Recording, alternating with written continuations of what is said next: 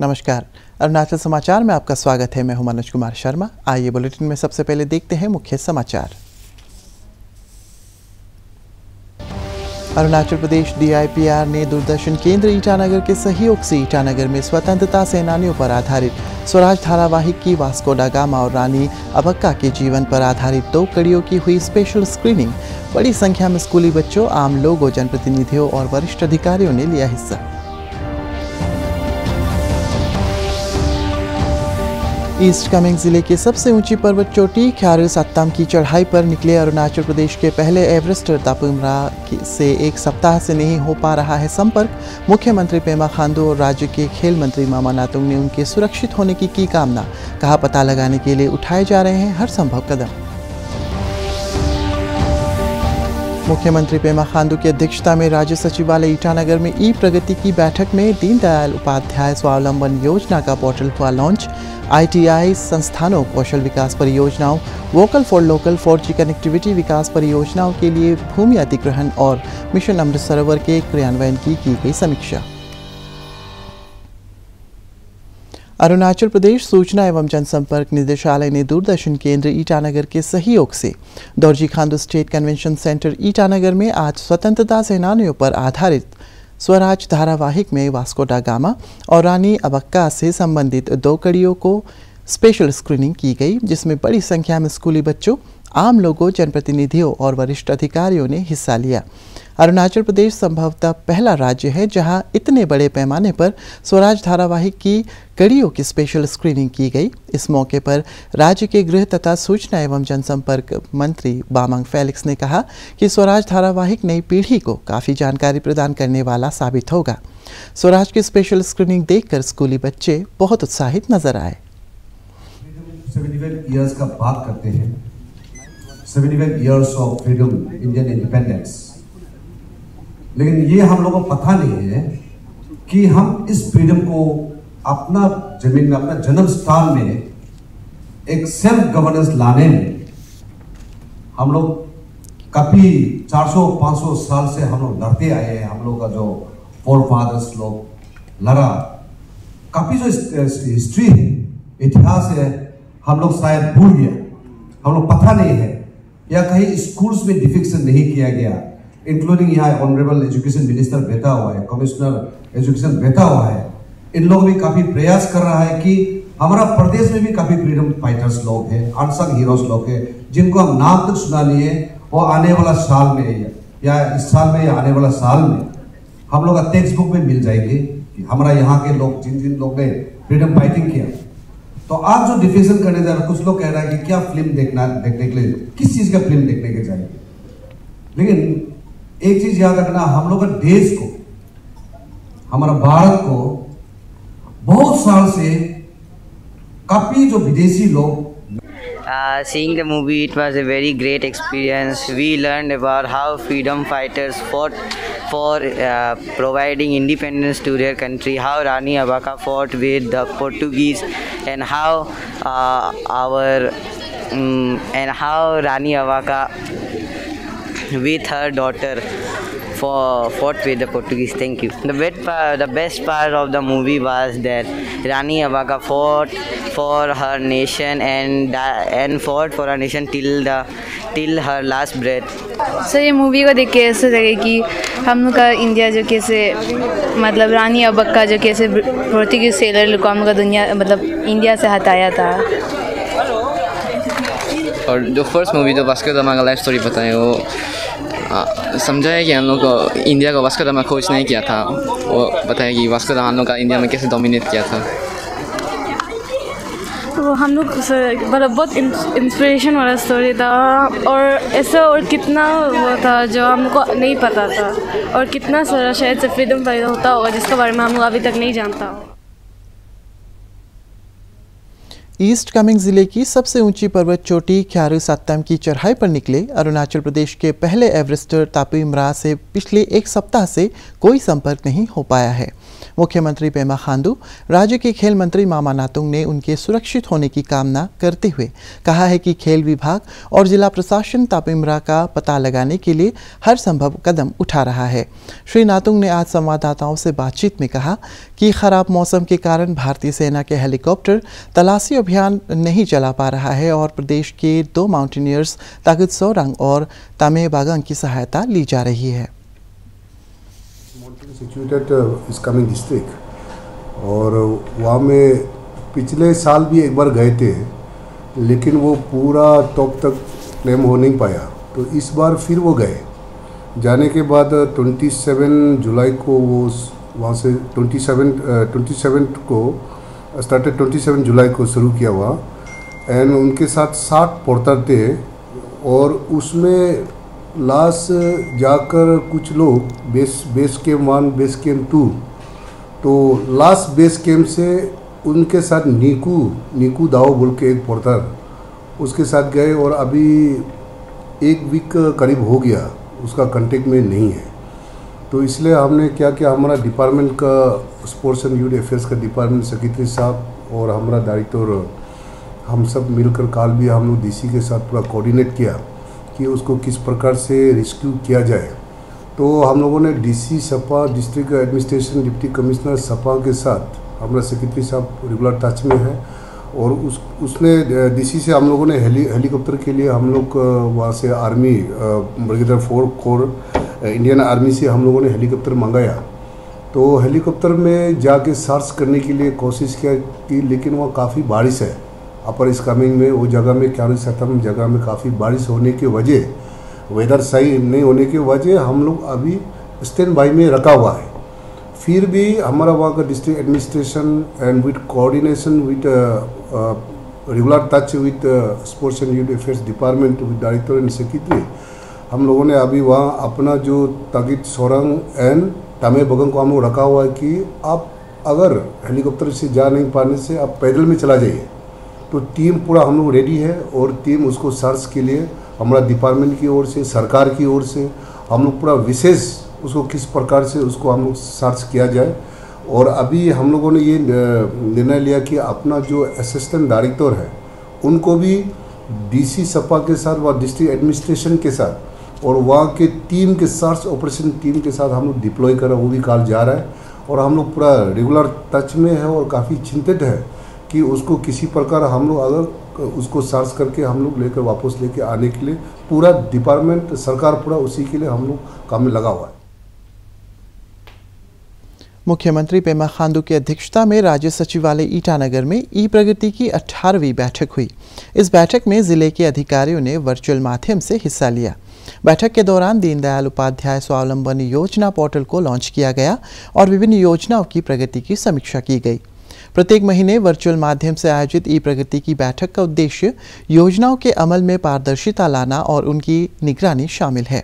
ई प्रगति की बैठक में राज्य भर में कार्यरत ITI कौशल विकास संबंधी परियोजनाओं, vocal for local, 4G connectivity, anganwadi केंद्रों, केंद्र और राज्य सरकार की तहत योजनाओं, विभिन्न विकास परियोजनाओं के लिए भूमि अधिग्रहण और मिशन अमृत सरोवर के क्रियान्वयन की समीक्षा की गई। राष्ट्रीय खेल दिवस के अवसर पर दोरजी खांडू कन्वेंशन हॉल ईटानगर में आयोजित कार्यक्रम में अरुणाचल प्रदेश में विभिन्न खेलों में उल्लेखनीय प्रदर्शन करने वाले 55 खिलाड़ियों के बीच 30 लाख रुपए का नकद पुरस्कार वितरित किया गया। इस अवसर पर राज्य के खेल मंत्री मामा नातुंग, अरुणाचल ओलंपिक संघ के अध्यक्ष और शिक्षा मंत्री ताबा तेदिर, स्पोर्ट्स अथॉरिटी के अध्यक्ष ब्याबांग ताज, खेल सचिव अनिरुद्ध सिंह सहित कई अधिकारी और गणमान्य व्यक्ति मौजूद थे। खेलेगा इंडिया तो खिलेगा इंडिया के थीम पर प्रतिभाशाली खिलाड़ियों को प्रोत्साहित करने के लिए आयोजित इस कार्यक्रम के दौरान खेल क्षेत्र की योजनाओं के बारे में जानकारी दी गई।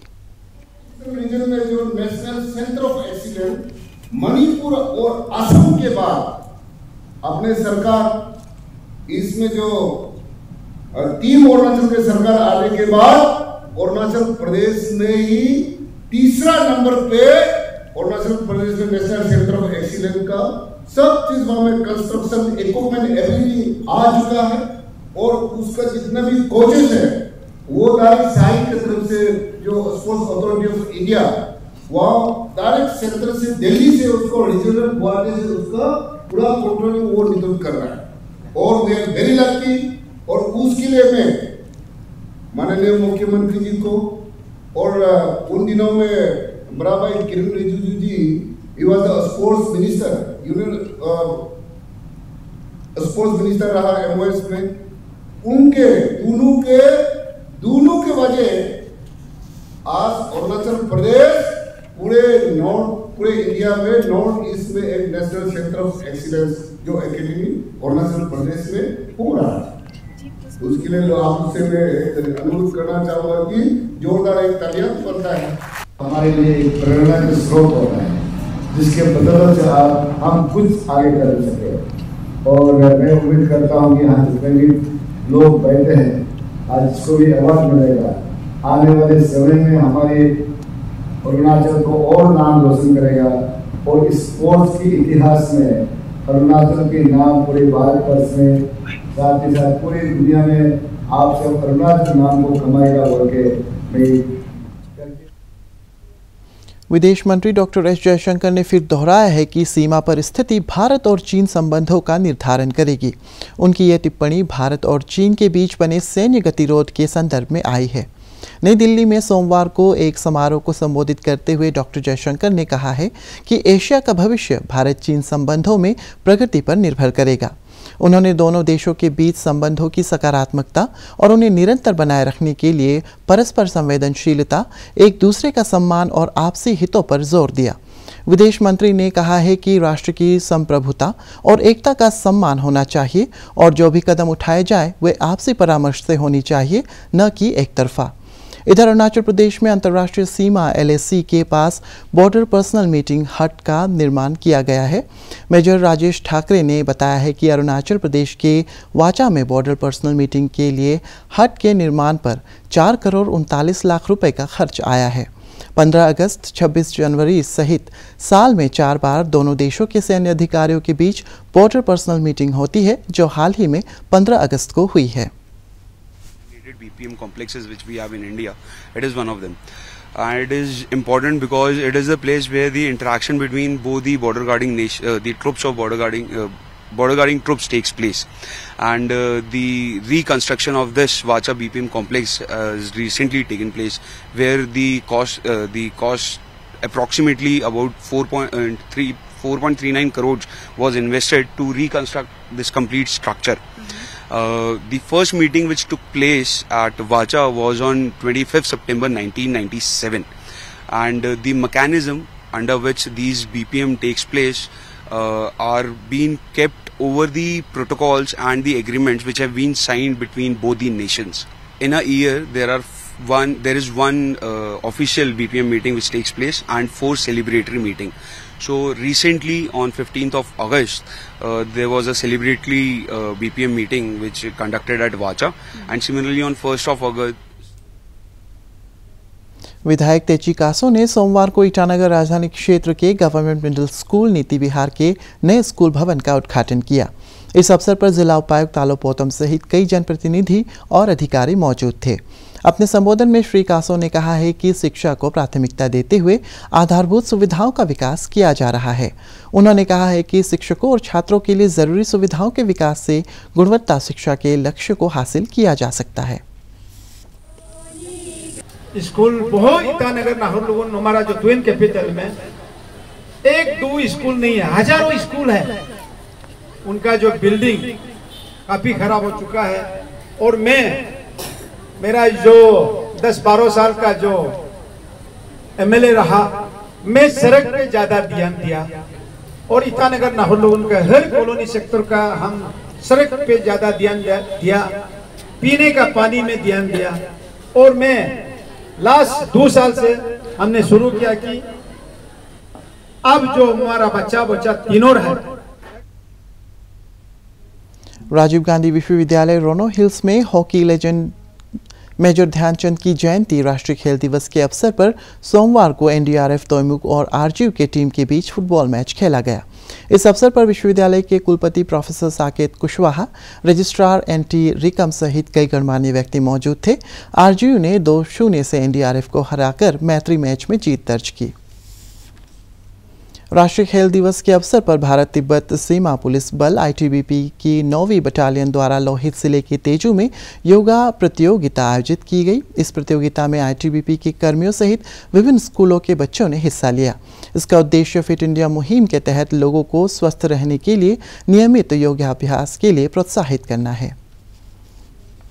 शियोमी जिले के मेचुका एडवेंचर कैंप और सिंगबेर विलेज में के बीच करीब 800 मीटर लंबी जीप लाइन स्थापित की गई है, जिसका प्रबंधन स्थानीय युवाओं का एक समूह करता है।